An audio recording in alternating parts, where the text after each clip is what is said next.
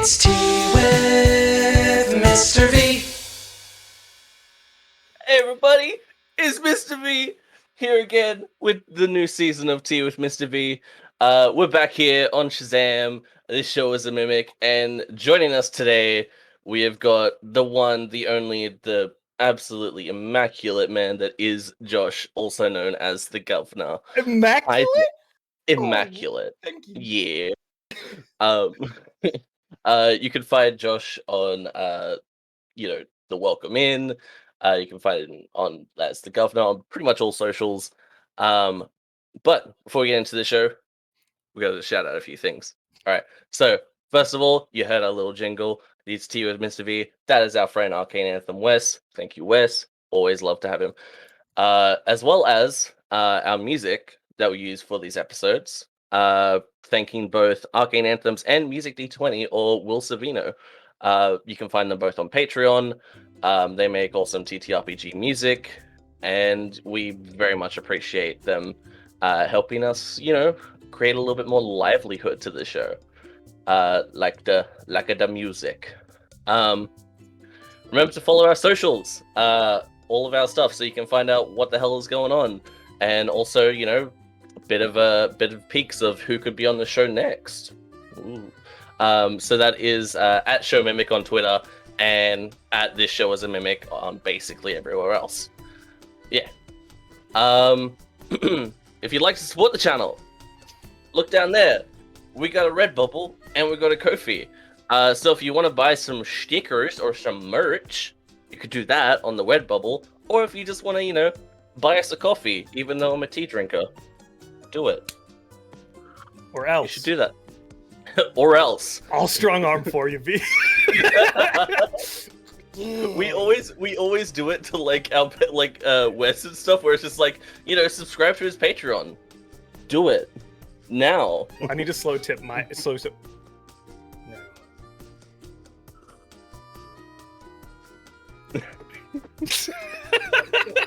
That was strong. If you haven't subscribed now, I don't know what would make you subscribe. So yeah, that's it. It's the peak.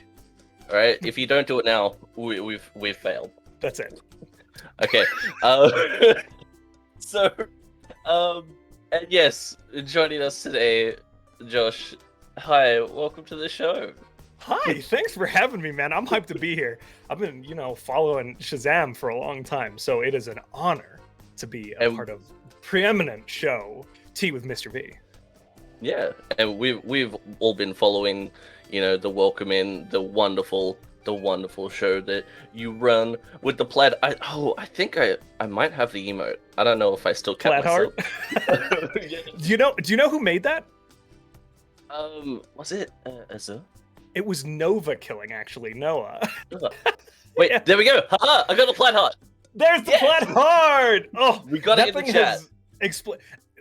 We sent it on. Youth Pastor Ryan uses it as his Twitch stuff. It's all over the place. It's really nice. funny. I love that. So yeah, Josh, where can people find you, and what doth thou do? What I doth do is mostly D&D things, some cosplay, some crafting, some D&D adjacent and TTRPG adjacent stuff. I'm the Governor, like you said. I'm almost on my socials, do TikToks occasionally. Did a lot of cosplay there back in the day. That's where I started a lot of this stuff. I shitpost on Twitter and sometimes throw things on Instagram. And I spend a little bit of time on my personal Twitch stream, but it's boring. The good stuff is on The Welcome Inn, which is a channel that I co-own, like you said, with Mr. Shikadance and Parker Bliss, and then work with just the best people in the community, doing D&D live actual plays. I know some of the Shazam community members have been over there. Hopefully we'll get more soon. So yeah, that's basically me. But twitch.tv/TheWelcomeInn and The Governor all over the place. If you like D&D things, mini painting, TTRPG, and soft boy content, I'm pretty good at that, then that's where you should be. We respect it. We respect the drip. You know how it be. Yeah. And so before we officially start the show, I have one very important question for you. What are we drinking today? God, I could not have. I didn't expect this question. No, I'm kidding. What? Obviously, Tea with Mr. V talking about what we're drinking? And here's the thing: I'm drinking tea with Mr. V, my friend. Royal English breakfast tea, because I'm a classy gentleman, and this is not off-brand for me. I drink urns this size. Sorry, 3 or 4 of these a day of English breakfast tea with sugar and milk because I'm an immigrant and I actually grew up in the United Kingdom. I know I sound like an American. My mom's Canadian. But I grew up in the UK and we've always had tea. Yeah, that's awesome. I have... What have you got? Well, you see, that's the premise of the show, is that I go out and I find the tea to share with you, which is why we asked for your beverage. So I am also drinking English breakfast tea. Okay, here's the big question. What brand? Oh, it was like Dilma. I think it's like Dilma. I think it's like an Aussie brand. Aussie brand. Oh, nice. Yeah, that's beautiful. We nabbed PG Tips. A friend from the UK sent it over here because it's kind of hard to get in the States. Yeah, we have like a bunch of different tea brands here. My favorite is personally T2. T2. I've never heard of that. They've got like a wide variety of brands. One of my favorite teas is called New York Breakfast Tea, and it tastes exactly like pancakes and maple syrup in tea. What? Yeah. It is so good. It is immaculate. That's a pretty American thing to do to tea too. Let's be honest. It is. Yeah. Oh, I love that so much. Oh, look at that. Look at all these lovely people. Sorry, I'm seeing the things go off. I don't know if I'm breaking the fourth wall by immediately acknowledging chat, but hi, chat! Hi, chat. How's it going? But yes, wonderful tea, wonderful guests. My man, I've always been curious because I don't know the lore of the Welcome Inn. So like, how? That's a story, bud. Yeah, let's talk about your co-partner's passion project. Let's go. Let's talk about it. Sure. Yeah. How did we become twee? Twee became twee because accidents happen. No, I'm kidding. There's a lot of thought and intentionality behind twee, and a lot of effort. I would never diminish that. It was literally, I dabbled in streaming for other people here and there. Mm-hmm. I have a decade's experience in the audiovisual IT industry, as well as a background in web development and information architecture. So, like, my skill set is highly technical, but I like dressing up as D&D characters, and I ended up in the D&D. It happens. Weird. Yeah. So like I highly technical skill set. So a lot of this stuff came natural to me, and I had a few opportunities to try things out and see what didn't work. But none of that really mattered because I didn't think about that. When I ran a one shot for a bunch of, do you remember the Godzuki filter? Do you remember that? I do. Yeah. Yeah. So for those of you in the audience who doesn't know what the Godzuki filter is, it's this filter that was on Instagram, and it would random roll stats and a class and a race for you. And I was like, hey, a bunch of people are posting their roles on TikTok. Should we do a D&D show with them? And we ran that game. I don't think we live streamed it. I think we just played it. I don't remember if we live streamed it or not. But we played it either way with a whole bunch of people. But Parker and Sean were a part of that. So Parker Bliss and Mr. Shigadance were a part of that group. And I really enjoyed playing with everybody there, but really got along with Sean. We started hanging out. Really got along with Parker, and Parker and I are critters, so there was all of that. Yeah. And I was like, we should play a game. Wasn't meant to be live streamed, anything like that. I was like, I'll DM it. We'll do Saltmarsh. I know Saltmarsh. I've played through it a billion times. So we start Saltmarsh, and we're looking for more players, and we're like, who are people we all know? And pretty much across the board, we were mutuals with Button, and with Adam, obviously Mr. Adam and Blue Button, for those of you who don't know, who are amazing content creators in many spaces. And we started playing, and we like threw it out on a live stream because I knew how to do it. I'd done it in a few other places. We kind of tossed it out there, and a bunch of people showed up to watch it. which I think is the story for a lot of people, right? And we're like, Yeah. okay, it was on the Governor channel at the time, and we're like, nah. Well, or I was like, nah, I don't like that. That's gross. This isn't me. This isn't a me thing. And so we started looking at like what a network or a channel would look like, and we rebranded. And Parker and Sean and I sat in a chat for 2 days trying to figure out a name that wasn't claimed and didn't have copyright and all of that stuff. And what we came up with was what Sean, Mr. Shigadance, came up with was the very, very wholesome Welcome In name. Yeah. So we threw that on there, and the more people kept coming. And we're like, okay, let's make this a community space. Let's make this about not the identities, which I think is a little unique to us. And you see like Dimension 20 doing that, right? It's not so much about a person or a personality. It's about consistent quality live actual plays with a whole bunch of cool people doing it. And that's kind of, then it's turned into whatever this wonderful thing is that we get to do every week. Yeah. That was long-winded. I'm sorry. Buddy, we got time. That's a very truncated story because, man, it goes. I'm sure I screwed details up too. Every time I talk about it, somebody's like, "Well, you forgot that this happened," and I'm like, "Son of a bitch." It's fine. All right, someone's gonna clip it and send it to you later. Bet. Perfect. I love it. I love Clip it. everything I say. Yeah, do it. We don't live on the internet at all. I'm waiting for something I've said somewhere to come back and haunt me one day. I know. You know what I mean?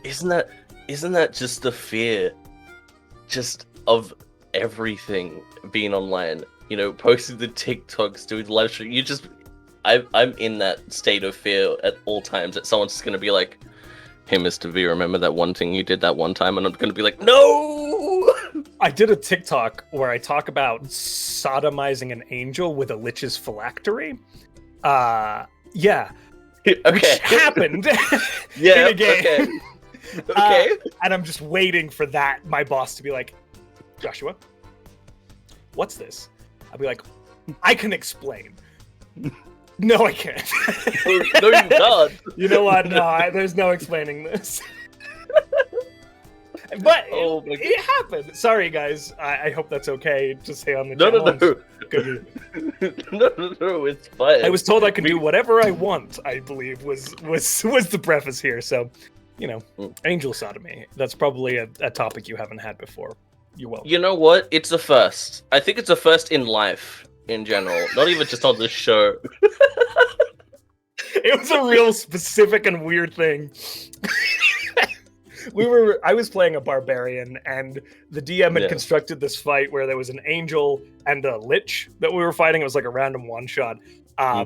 We downed the lich first, and one of our high-level wizards, managed to, I don't remember what spell it was, but they locked down the angel, and we were panicked trying to figure out what we were going to do. And everyone's like, "Well, we could banish the angel, but then the lich will still be here." And I was like, "Well, we can solve that problem. If we put the phylactery inside the angel, and there's a specific orifice that might work, and then banish it back to the celestial plane, problem solved." And that's how it went down. So really good tactical thinking on our part. Yeah, I'm sure. It's a bit of a... Sorry, I've already taken this off the rails. Every Friday, 7 p.m. Eastern, twitch.tv/welcome. Oh, nice. Absolutely nice. And the segue upon the segue. Speaking of, that's impressive balance. I know. All right, I've only been doing this for a while. I don't know. I want fan art of V on 3 segways, just standing on top of them, like riding them down the street. I'm just going down like that. You're like dabbing. Is dabbing cool? I don't know. It's old. Oh, okay, great. Cool. I've been attacked. I should have put that on the things not to talk about list. How old I am. No, I'm kidding. Josh. Oh no! Don't lean in it. I'm not that old. I lean into it. I'm in my 30s, like any grandpa in our community. Yeah, and like I often get confused to be in like my late 20s to 30s. Bro, I'm Wait. turning 22 this year. You're kidding. I would have placed you in your later 20s, man. Honestly. Yeah, everyone does. Everyone does. I had no idea. You've got a mature air about you. Thank you. I'm currently wearing my Rolling Stones t-shirt. So like, That does it adds some Yeah, if you want to add 5 years, put a Rolling Stones t-shirt on, yeah. Yes. I completely lost my segue. I was going to talk shit, about I'm sorry. Oh, no, it's okay. We go off the rails here. Going back on the segue.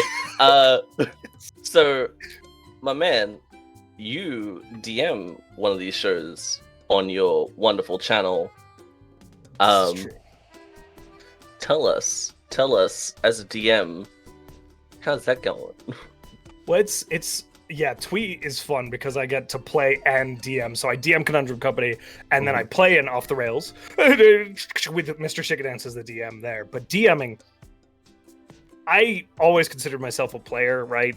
And I think a lot of people are like, I'm the forever DM when they are the always DM. I love DMing now. And I used to be like, nah, I'd rather play. I'll DM if I have to. Fine. Twee has made it. I'm all about the DMing. I'll pick to DM over playing every time. Which I think is new to me, and I don't think it's specifically only my experience, but it is something you hear less of, I think, in the community. You know what I mean? A lot of people are like, I like DMing, but I'd rather play. This bug has bitten me, and it's just world build. I'm sitting at work trying to fix something, and it's like, oh, but what if this did this to this, right? In the fantasy setting. Yeah. I really love it. And Conundrum Company, a lot of that is a testament to getting to play with amazing players who really engage with the world, and every DM, I think, can empathize with that, right? If you got a table that is loving it and consuming it, the motivation all of a sudden is just there. And it really is there. I really enjoy Conundrum Company so much. It's a delight. And like we can tell because a lot of the people in the chat saying how wonderful of a DM you are. Chat, quiet, you old so-and-sos. Really feral today, I'm sorry. That's okay. So for people who don't know, what is Conundrum Company? So that's that campaign I was talking about that started off on twee, or like was the sort of catalyst for where we began with twee, is Conundrum Company. It is 67 sessions in, which comparable to like Critical Role is nothing, but I'm very proud of how long we've been doing it. Live actual plays are really hard to consistently do, and I'm preaching to the choir here, right? Like Shazam knows the effort that goes into running these things. We've been doing this for well over a year now, nearly a year and a half, I think. Almost every week with a few small breaks, but that's Conundrum Company, and it's started in Saltmarsh, which is the D&D setting. It started in the book, which quickly got thrown over my shoulder, and then I changed everything. But it's super fun because it is still technically Greyhawk, which is the old Gygax table setting from original D&D, with a lot of changes made because Gygax in and of himself is problematic. Acknowledge that as well as the work that he did separating the two. But yeah, like playing in that world and getting to make it my own is also super fun. And so like taking, you know, Mordenkainen and Volo and Otto, like these names that people see every day in a book and go, I don't know what that is. These are the original like characters from D&D, and I get to bring them back into the world and the context they existed in, and that's super fun to do. I love it. And like, I'm sorry. You're good. I'm assuming I've said something so prolific that you're. I'm choking up here. Back in the day of D&D, the old days. But yeah, I love that. I love definitely the bringing a lot of the things that like a lot of people don't know about nowadays, especially with like you know, with homebrew being so much more prolific nowadays, with people just wanting to create their own things, you know, being able to like look back a little bit and be like, oh, you know, who are these grand wizards? Yeah. What do they do? And how do I like, make them my own? Like, it's Yeah. weird how it's completely homebrewed. But I like nodding or satiring what they did in the Yeah. old books. I referenced the Temple of Elemental Evil the other day. That's an original setting in D&D. I think it reoccurred in 3.5. I've never read the books. I just know that it's out there. And I was like, I'm going to put this in my world. I'm going to use that name because it's a nod to Greyhawk. And then I'm going to make it my own thing. I don't really care about the canon of it. Screw that. Yeah, exactly. It's fun. You love the Easter eggs. You love the references. That's right. Yeah. Meta culture is fun in everything, right? So D&D meta culture, I think, is something that we have yet to start exploring much. And I'm gonna do it. Yeah, I get it. In one of the shows I ran here, just like a one shot, I created one of my favorite NPCs that was completely meta. Where we were going through like a Greek D&D setting, ancient Greek mythology, and we came across Hercules. But because of voice acting experience, impression experience, as well as just general experience, that soon became Croncules. Oh, okay, yeah. all right. So I put on my best Kronk voice that I could to be Hercules. Now, no pressure. Can you do that for us right now? Okay. Yes. Right. So, scene was they see this large red-headed figure, talking to these two other guys, looking like a rubble, full that has buried the Hydra, that Hercules once killed. Yeah. And as they approach, Hercules turns around and is just like, "Oh, I didn't see you guys there." That is very spot on. That's very accurate. Bravo. It is. Guys, for those of you who don't know, Disney's completely original story, Hercules, nothing to do with any sort of historical history or anything. No, not whatsoever. Yeah. None whatsoever. That's very solid, though. That was impressive, man. Thank you. I do appreciate that. Squeak and the squeak, squeak and squeak and the squeak. Squeaker, squeak, squeak. Yes! He says you gotta move a bit away. Don't mind. There's a wall there. Fantastic movie. So good. Fantastic. Yeah, it is. It, like you said, there is something to be said from like making something, taking something and honoring it, but also making it your own, right? Like. Yeah, exactly. Yeah. And I have a question. Because one of the actual first interactions I've had with you was we both did a Caleb cosplay. Yes! And I remember posting it, and you were just like, "You did Caleb?" And I'm like, "You did Caleb?" And we just had like that Spider-Man moment of just the meme. Yeah. Okay. Yeah. What? See, I know memes. I'm cool. Yeah. You have to prove it. Yeah, regularly. That's my entire life has been trying to prove I'm cool. Am I doing it? Show's over, guys.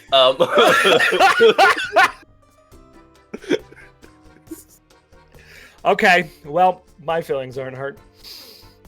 It's fine. All right, have some tea. All things are fixed by tea. Yep. So I was gonna ask. You've also known very much for your cosplay.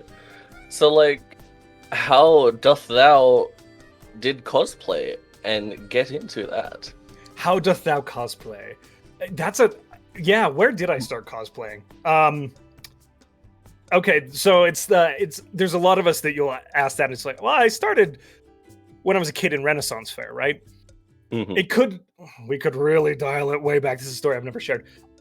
When I was in the UK, before I immigrated here, I had a flair for theatrical. which died or was repressed or something in middle school and high school. I became very shy and awkward. And then, like 4 years ago, I forgot all of that and became theatrical again. But it could be when my parents put me in a dress and I played the mom from Puss in Boots when I was like 7. Yeah. That could explain a lot of things. Really. That could, yeah. Really, I see. There's layers to this, right? Yeah. But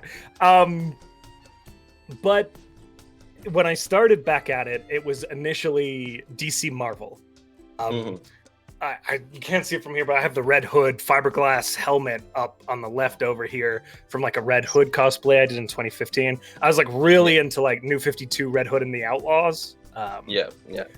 Loved that. So I was doing that sort of thing. I did like Krieger, and it was just for cons. You know what I mean? Yeah. And then my video gaming group of friends started talking about Critical Role, and we started dabbling in D&D a little bit, and I started watching Critical Role. And I had like this beautiful pirate coat from my Renaissance Fair time, and did all kinds of dressing up all through my life at Ren Fair. We were always in costume. Had this beautiful coat. I was like, if I sewed some sheep's wool into that, that would be Caleb Widogast's coat. Yep. And then a few burnt carpets and a few punctured fingers later, I had Caleb Widogast done. And I think I got lucky in that I started doing them early, comparable, right? I think like by episode like 12 or 13, I had him done, and TikTok was just gearing up, and the incredible creative that is Ginny D did Jester and posted a TikTok on Twitter, and I was like, I'll do that. Yeah. And that's when it spun into like, then I did Percy, and then I did Magnus, and like all of these iconic D&D characters that have beards. Percy doesn't, but I did him with one. Right? Like, if I could pull off a beard, that's really my cosplay origin story. Which that's my secret cap. Yeah. I pull off mustache and something else because you've got like it's like the kind of almost the button chop going on. It's very good. It's very strong. We love a bearded man. Charge. Drink some tea. Why am I always flirting with people on the internet? I'm gonna get in trouble. I'm pretty sure Sean, Alec, and my wife are all in chat, and they're like, "This hoe." This hoe out here, new show, new face. Why he be like this? But yeah, that was kind of the. I'd always dabbled a little bit. The CR ones, I like to make things. I made the beacon. I don't know if you ever saw that, but even before I started Caleb, I made the beacon. I put on Twitter. Critical Role retweeted it, and it went crazy then. And I was like, it was one of those where everyone liked the thing, not my content, and that went viral, and nothing else happened. But and then I kept cosplaying CR things, and they kept putting them in the galleries, and I was like, I'll keep doing it. Cool. Okay. Cool. What was your inspo? I was told not to ask you a billion questions, but I am curious. Like, what inspired the Caleb cosplay? Okay, we got time. I'll tell a story. Okay. Yeah. This is one of my both proudest and not proudest moments as a nerd. So there was a con here in Australia, Supernova, very big con. That like goes like basically all over the country. And in this specific year, for the first time, Stanley was going to show up. Rescafell was watching over him. Yeah. And so a lot of people were showing up to this con, including myself. And I was just like, yes, I'm going to go to this con. I got to ask like Stanley a question and stuff like that. It was immaculate. I spoke to him. I spoke to him. That's a major regret for me. I never got to like interact with him. That's amazing, man. Yeah. But the before panel show was these group of 4 nerds talking about voice acting and talking about a D&D game that they were in. It was Travis, Marisha, Laura, and Sam. And I didn't know who they were. And I was just like, who the hell are these guys? I want to watch Stan Lee. Who dis And me? then, yeah, who this be? And like, I end up like leaving the convention hall afterwards. And I meet up with my friends, and they were all talking about these 4 voice actors. And you know, because they were just like, oh, you know, we had these people, and then Stanley was so also just like, who are those guys? And it was like, you don't know? Bro, we've been playing D&D for like a year now. You don't know who they are? And I'm like, no. With and the then I got because introduced. you always walk around with the T-mug, right? No matter where. Because I always walk around. This is just, it's been with me since birth. Yeah. Wow. You're. Never mind. I was gonna make a very off-color joke, and I'm not going to. You can. I caught myself. No. Let's move on with the story. The T-mug, and you were talking to your friends. Yeah.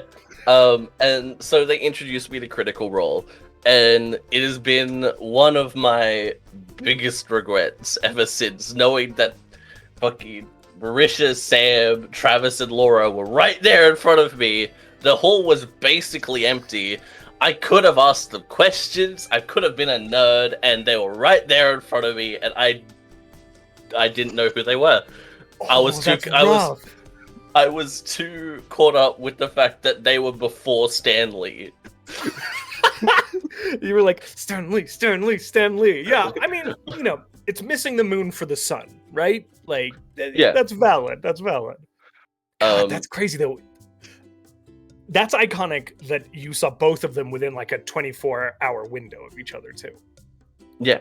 Wow. It was even like an hour, because I'm pretty sure I went into the thing like halfway through, and then like they had like 20 minutes, and then Stan Lee came on stage. That's it was insane. Yeah. Mad But jealous. but it is also one of my proudest moments, because I did get to talk to Stan Lee. There's no overshadowing that. Yeah, and he promptly told me to fuck off. What did you do? I didn't do anything. Okay. Well, I didn't do anything that I thought was wrong. I asked him my question, and he was like, who the hell is this kid? And I was like, thanks. Appreciate it, man. Did he answer the question, or was that it? He did. I asked him I asked him like from a professional standpoint, is there any is there any characters or heroes or villains that you have created that you probably would take back now? Yeah. That's a big question. That's a big question. I wanted to ask him a big question. And he was just like, who the hell is this kid? You know, I don't regret anything I've ever done. And Excelsior! Excelsior! And I'm like, yeah, fair enough. Okay, cool. Went back and sat down. And I got hate the entire con after that. Because everyone thought that I was a DC fan. Oh, and it got in there and like throwing the... You were just curious. Which, it's tricky because you want to love all your work, right? But yeah, again, like we're talking about people and you separate the creator from the work, but like there are terrible things in D&D and you're like, what the hell were you guys thinking about? Right? Yeah, exactly. And I would hope from what it's hit or miss, but there are some creators who are like, yeah, we were dumb. Yeah. Times have changed. I was curious. Yeah. But anyway, that's how I got into Critical Role, was through Stan Lee, basically. Boy, Stanley just opened a lot of gateways for all of us, didn't he? That guy, yeah, paving the way, accidentally or not. Excelsior. Awesome. Excelsior. Yeah. But yeah, I basically did the same thing. I had a trench coat that I had before. I was like, put some wool on it, and we got Caleb. You just said a thing that I'm wondering. If you surveyed all of the Caleb cosplayers of all time, I wonder how many of them would say, I don't know, I had a trench coat. There's one common denominator here. We all just were edgy kids at some point who bought a trench coat. We did. Sorry, I didn't mean to interrupt. That blew my mind. Yeah. Yo! Guys, Commune DM. God, he's very talented D&D content. He's very talented. Thank you guys for the hype train and the subs. Man, wow. Woo! Thanks, Love guys. you guys. Look at that. Look at these guys. Look at you. Look at you. Give me kisses. Give chat kisses. Pet the chat. What are we doing? Poor Chad. We'll leave you. I don't. Just like get away from me. Oh, I don't even know. This is how this show is now. This is a good way for it to be. Yeah, it is. Yeah. I'm loving it. I'm loving our time together. It's comfortable. Comfortable is good. Comfort is always good. Yeah, and we attribute that to our tea. Yes, I ran out. I'm breaking the. Not. I have water, I suppose. This is not. Part of tea is water. You know what? It's in the words of Avatar, hot leaf juice. Don't bring up Avatar if there are people from our community in chat, because I don't know a lot about Avatar, and I am constantly reminded of that. Okay. I will try my best. That was the grandpa uncle of Zuko who said the hot leaf juice. No, Zuko said it to grandpa uncle. Zuko said it to uncle. Zuko, right. Not Zuko. Supo. What? Now we just, now we're gonna get a flood of questions about Avatar. Cool. Oh. Awesome. Oh, we got a hydration. Hydration check. Guys. Let's switch subjects real quick for your sake. Yeah, please save me. I'm drowning myself. I laid down in my own grave and went, okay, dirt. Sorry. But yeah. So, anyway, let's keep talking about some nerd stuff. So you said like you've been into DC, Marvel, and stuff like that. How are you feeling about like the recent stuff in Marvel and or DC? I don't watch the DC movies really.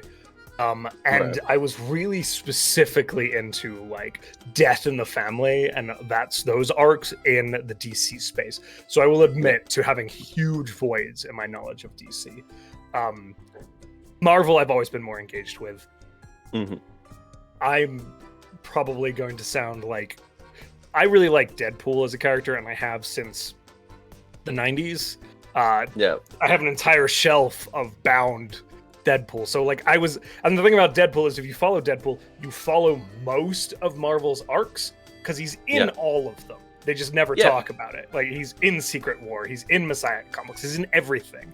So I have a lot more experience with the Marvel stuff. But to answer your question, I've been enjoying what they're doing with Marvel a lot. I was just watching the What If stuff on Disney Plus. Ooh, that's good. Good stuff. That's spicy stuff.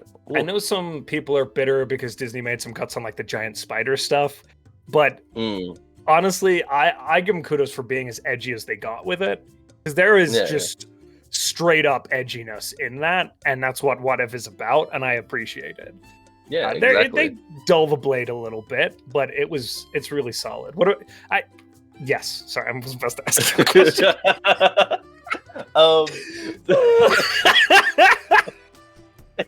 Aaron's over here like, Josh, shut up! Be quiet! Thank you, voice of God. We have the voice of God in our ears. It's only us. You. Sorry, chat. You don't get to hear it. Yeah, sorry, we're special. Yeah. But yeah, I was gonna say, I used to love reading the What If comics. They're very, very good.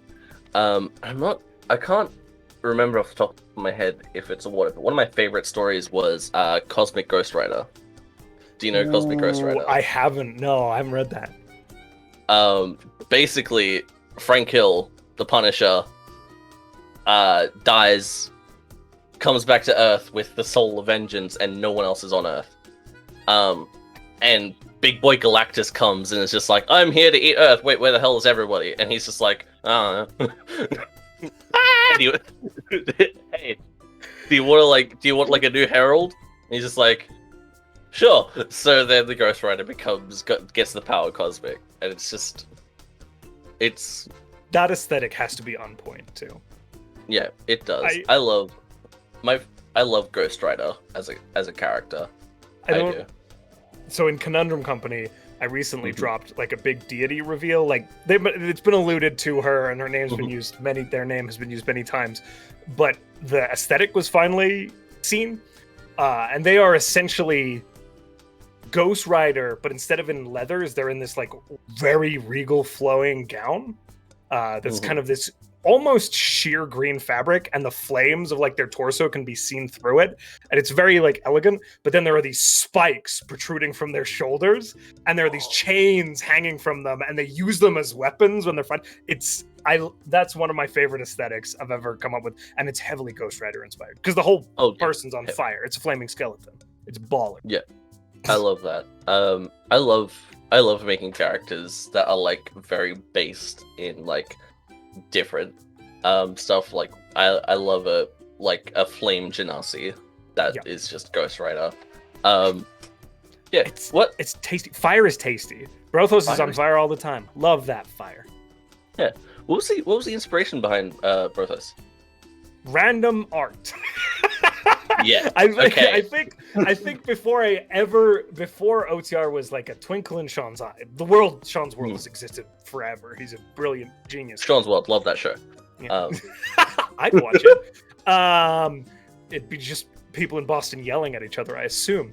But it's this like immaculate. It was this piece of just a dwarf with a fire beard and fire hair in a kilt. And I saw it on Pinterest, and I was like, I'm going to play this bitch. I'm going to figure out a way. And I think I sent him the art, like a long time ago. And then eventually it came around to planning for Off the Rails when we were spinning that show up. And there's a lot of intentionality in our... that's The Departed. Sean's life is The Departed. But there's a lot of intentionality into the way we deploy shows, and Sean like did tons of effort to make sure like music was ready and art was ready. So we were like character concepts were in like a month before for a lot of us. You know what I mean? Yeah. And I just wrote up this character, but it very much came from I saw something cool, and then was like, I'm gonna play something like that. You know what I mean? I'm gonna make that into a thing that I can be. Which I think a lot of us do. I played a character called Rel. I didn't realize it, but I had watched Treasure Planet, and it was just the Jack Silver or whatever. Yeah. That was the character, and I didn't even realize it. I love that. I love getting because I've gotten pointed at a few times being like, do you know this character is kind of like this? And I'm like, I didn't even think of that. Of course it is. Yeah.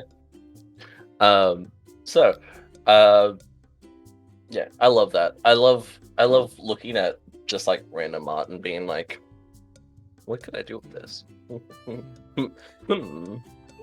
The human race has been on this planet so long that it's very rare that anything is completely original, right? Like, there's going to be inspiration from somewhere. There's nothing wrong with that. Don't steal from people. Don't steal art.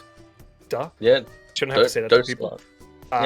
Attribute work when you get inspiration, right? But people get inspiration. Yeah. I'm on my soapbox. I'll get off of it. we don't talk about iridescent hair here. That is a reference. That is a reference. Bravo. And on that note, I believe that it's time to get into some audience questions. So chat, if you have any more questions, feel free to pop them down. We're going to make Aaron work for it. Okay, cool. But we have the top question that has been requested. All right, All right, Josh. I'm ready. From Mr. Shikadance. Shit. What's your favorite Uncle Iroh quote? I was really hoping that we would. No, I know something. There's one. There is. I love this man. He's a nightmare.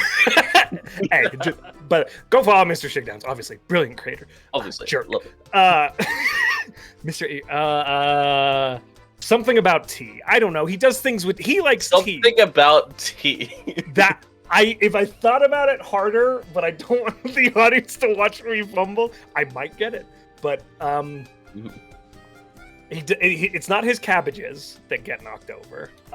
So No, that's Cabbage Man. Exactly. See, obviously that's Cabbage Man. Obviously, that's Cabbage Man. Only an idiot would not know that. I know there's an Iroh quote that I know. I don't know. Something Okay. T. I'm standing with that. All right, cool. I love this. Next I did this to question. myself. I deserve this, Sean. Thank you. Yeah, for you punishing did. me. You did. Hey, Kibun, go away. Leaves from the vine. Leaves from the vine. Something T. Leaves from the vine. Did it. Okay. Next question from Mr. Berteus the Bard. When are we gonna get a Battle of the Bards sequel? Oh my god! Birdie, you just want to win again, my dude. I know this to be true. For those of you who don't have context, we ran a Battle of the Bards in my homebrew setting. Funnily enough, that capital city canonically has been overrun and demolished now, so it is time for there to be another one. Yeah. Oh, that would be so neat. The gears are. I promised follow up already. Okay, I'm thinking there will be one. We need more Battle of the Bards. Watching the Bard people of D&D TikTok just stomp the yard. I don't know. Do Bard stuff.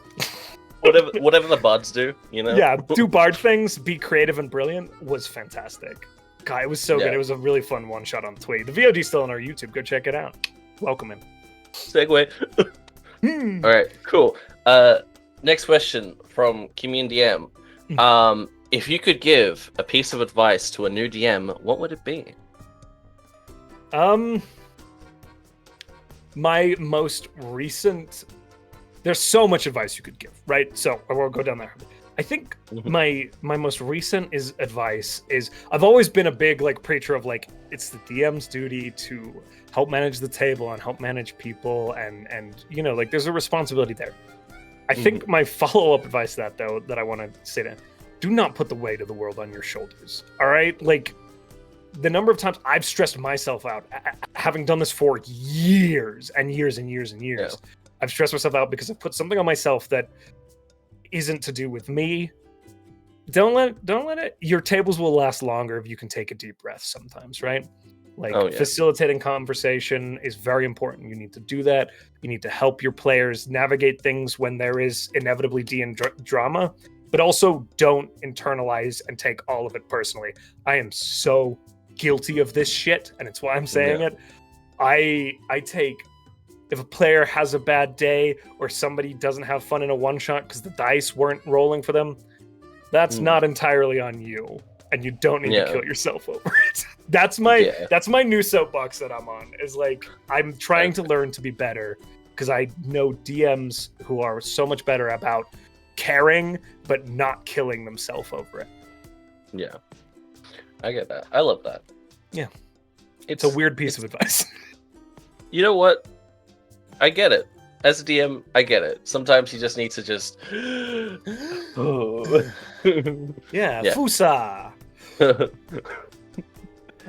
Next question from Coffee Kisses K. Where do you envision twee being in the next 5 years? Or at least where do you hope it will be? That's a good God. Wow, that's deep. Thank you. Okay. I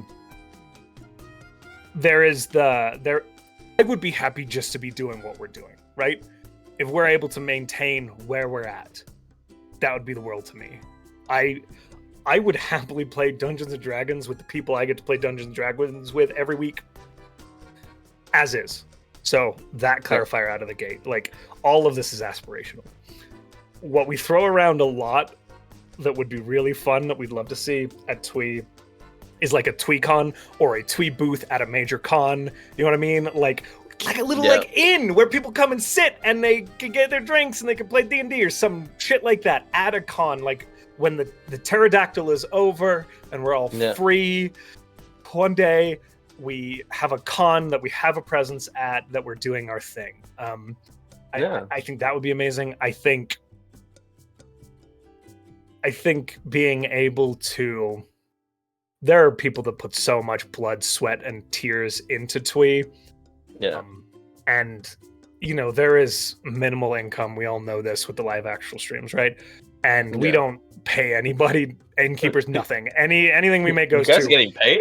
Giveaway, giveaways or promotional materials or art to make our worlds look good. You know what I mean? Like, we invest in quality. We don't...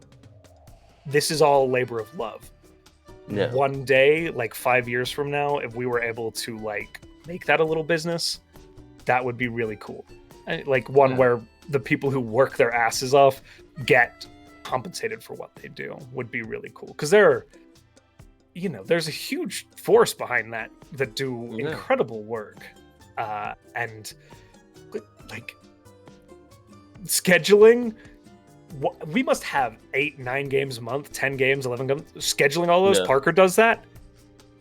That is a lot of work. People do not realize 5 players per table, all of them with insane schedules. Like, you can't imagine the amount of effort that goes into that. And Parker does all of that. Like, so getting to a point where one day that would be sustainable rather than just us doing it because we like doing it would be awesome. But who knows where we'll be.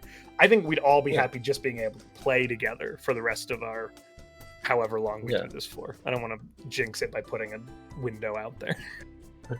Touch wood. All the wood has been... Josh, no! I love that sentiment. I think it's where, you know, a lot of us want to be. It's just playing D&D still. Yeah, with the people who we enjoy playing with the games we enjoy, and the worlds we enjoy. Yeah. So that's so valid, man. That's so true. Yeah. Next question from Blueberry Buttons. As a player, what makes a standout session, and what makes a standout session as a DM as well? My favorite sessions are always the sessions where, as a DM, I'll start with the DM first because DM brain all the time.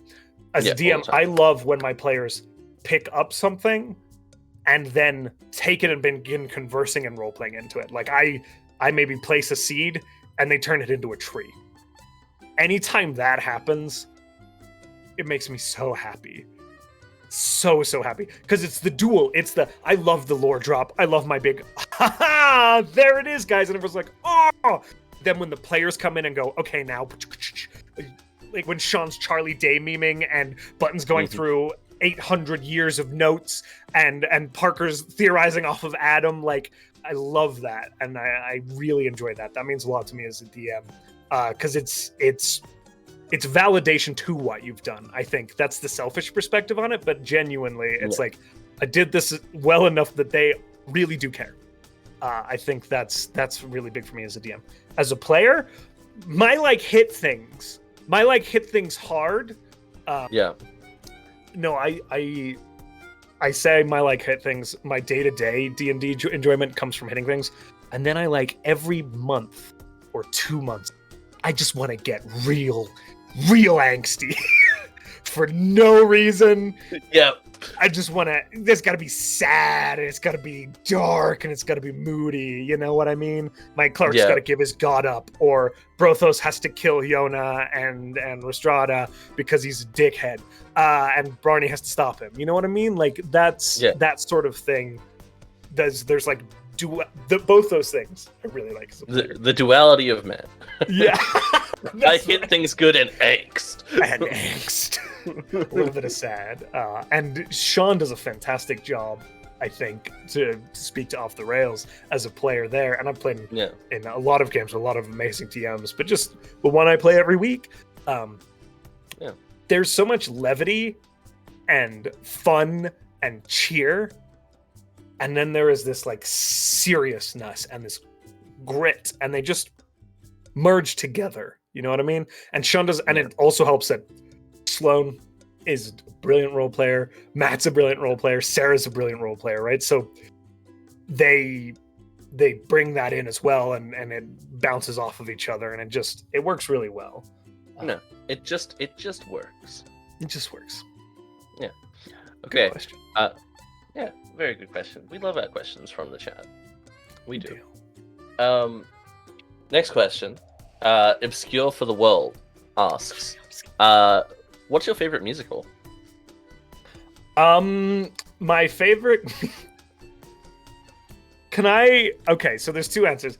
I really like Avenue Q, as like a more. It's not a traditional musical, but I really like it as a musical. A nod to Hamilton, which Sean got me into. Very much enjoyed that. There is a terrible show on Netflix right now called Centaur World. Okay? It is Adventure Time the musical with a talking war horse that gets transdimensionally shifted into the land of centaurs, which are all these horrific nightmare fluff creatures, and the entire thing is a musical. It's about 8 episodes long, I think. It is insane. It is garbage. It is fantastic. I highly recommend you watch it just because of the dumb. Hot garbage. Cool. Yeah. So Centaur World. Well, I don't know what Netflix is doing anymore. Somebody took a ton of drugs over there, and that's it. Oh, I brought it up. It came full circle. Okay, we have one last question. As it's probably one of the best questions I've seen. Punk rock goblins inspired by a real band. From Space Whiskey. I mean, the punk rock goblins, the Gear Crank boys, from Conundrum Company, are inspired by my players. It was, and then so Sean was doing this bit where he said Greyhawk, and he was doing all this like this musical content for Greyhawk, the like city, playing it up to be like New York, which was amazing. So I took that, and then I was like, I really like the movie Scott Pilgrim, and I like the band Sex Bomb, so I just put the two together. It's actually it's kind of a bit of a mashup of Sex Bomb from Scott Pilgrim versus the World, and then the other band who was super edgy, who was just sang the song So Sad. It's their aesthetic, where they just get up on the stage and go, so sad! And in the graphic novels, that kills the whole audience. Yeah. In the movie, they don't do that, which is a bummer because it's a very good bit. But in the graphic novels, it literally murders the audience, that song. So I took their aesthetic, I took Sex Bomb's like kind of Beck-ish, like bass beat kind of jam, and then I threw the inspiration of my players in on top of that. So that is the answer to that question. Yeah, I'm Crash. These are the boys. Is that girl a boy too? Yes. Yes. Oh, so good. Okay. And coming down from all of this, I think it's about time to wrap up this episode of Tea with Mr. V. Josh, it's been a pleasure. Right back at you, man. It's been a delight, dude. Thanks for having me, V. I love this episode. I love it. It's a lot of fun. Yeah. It's just like, so remember, guys, follow the channel, ring that bell to make sure you get notified when the next episode of Tea with Mr. V comes up. Josh, you have like a minute to shout out whoever you want and yourself. Go. Oh my god, I was told I could do this, and I started writing a list a mile long. So there's billions of people left because of the bit. Commune DM, guys, is in chat. He's a very good dungeon master and D&D player, and we constantly shout him out because it kills him. But also, he's very good. If you go check out Commune DM, everyone in the community loves him. And we are going to be playing a one-shot on his channel on Sunday, a battle royale. It's Captain Krail, Mr. Shikadance, Parker Bliss, Blue Button, Mr. Adam, myself. It is bound to be fun and stupid. And I'm very hyped for that. So please check out Commune DM. Very good. Obviously, I work with... You cannot go wrong with Mr. Shikadance or Parker Bliss. And I could name 100 billion people who I love playing with. Blue Button. All these people in chat over here who are hanging out. All of them. Fantastic. Channel-wise, check out our friends at Fae Fiends and Friends. We play a lot of D&D with Sarah's Coffee, with Art Pleb Sloan. We love those guys. Go check out Fae Fiends and Friends. And you know what? This show is Mimic. If you're not following them for some reason, let's shout out the show, the channel that we're on right now. That's where I'm putting my third one. I'm doing 3, okay? Okay. Right here, this channel, guys, if you're not following it yet, you obviously should, because amazing content like this and all of... They've got so many inspired campaigns, from the Percy Jackson stuff to the new versions of Strahd, like all of that stuff. Very good. Check it out. No. Shout out to the mug as well. Just shout out to Mug. Mug is the mug that's been with you since birth. Yes, the mug that has been with me since birth. Chat, canon. You're not forgetting this. This is canon. Canon, Mr. V-Law. Been with one day. So yes. Thank you all for coming to the show. Make sure to follow our socials. Make sure to check out all the links down below. And with that, I think we're going to sign off for tonight. Thank you all for coming. And that's the tea. See you guys.